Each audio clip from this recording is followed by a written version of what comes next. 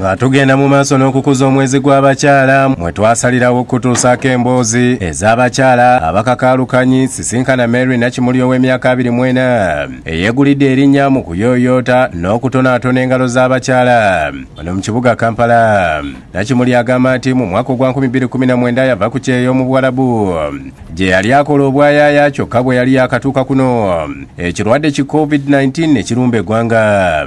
Ne mu biseera bya lockdown nga nnoonya ekyokola nina omwana wa muganda wange yajja ewaka nga bamukoze enjala nga zirabika bulungi ne mubuuza bakoleddeko ssente mmeka agenda okwogera ssente nga ndaba nnyingi by then yaŋŋamba bamukolerako $5,000 neŋŋamba wema nsobola okukola omuntu nenkola omuntu omu nemukolako nampa $5,000 nendabira ddala nga it's a sure deal nga sina na nsonga lwaki nzira ku kyeyo.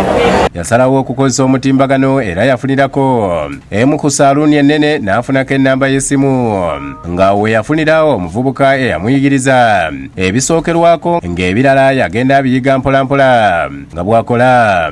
Ne mugamba nze yadde ndi muwala naye njagala kuyiga njala.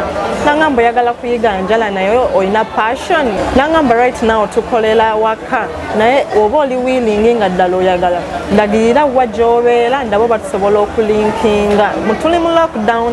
Nangamba ekirungi ebintu byonna twabigyayo ku saloon tukola mobile awe nafunira omukisa. Nakimuli agamba nti atandika n'akasente katono n'agula ebikozesebwa ebitonotono n'agattako okunoonya abantu ku kyalo gy'abeera n'agenda nga ababuulira nga bw'amanyi okukola ku njala era bwe batyo ne bamuwa omukisa. Sijja kwogera nti ssente zaali nnyingi kozi we nakwasangayo $15,000 ayibaye nenkwasayo endala kati we nagenda nga nkola ku bantu nga bagenda bampa ssente kati nga ngenda nnyongerako mpola mpola. Okunyomebwa ng'omukyala ebikozesebwa okubeera ku buseere nga n'ebisinga nti bicupuli bye bimu ku bimusomooza mulimu guno wabula alina byenyumirizaamu ng'okusobola okwebeezaawo ng'obulamu abutambuza bulungi n'okusasulira batoobe fiizi. Nafuna confidence nina confidence munda muze nsobola okugenda ku kintu kyonna ne bwe kiba kipya nsobola okyeŋŋanga kubanga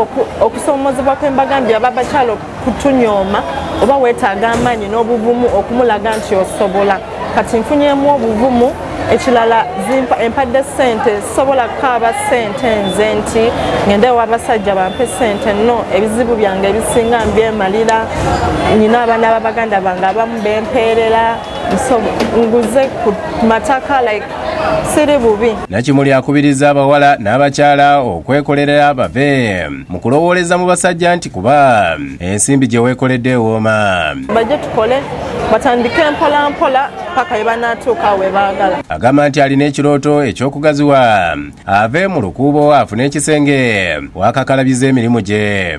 Branding bizinensi eno etuuke wala negomba nnyo okukola ku bantu nga Zari. Ekirooto kyange ekyo lunaku lumu kijja kutuukirira. Peace Navuga yakusakidde eggulu erino ku lwa Bukedde TV.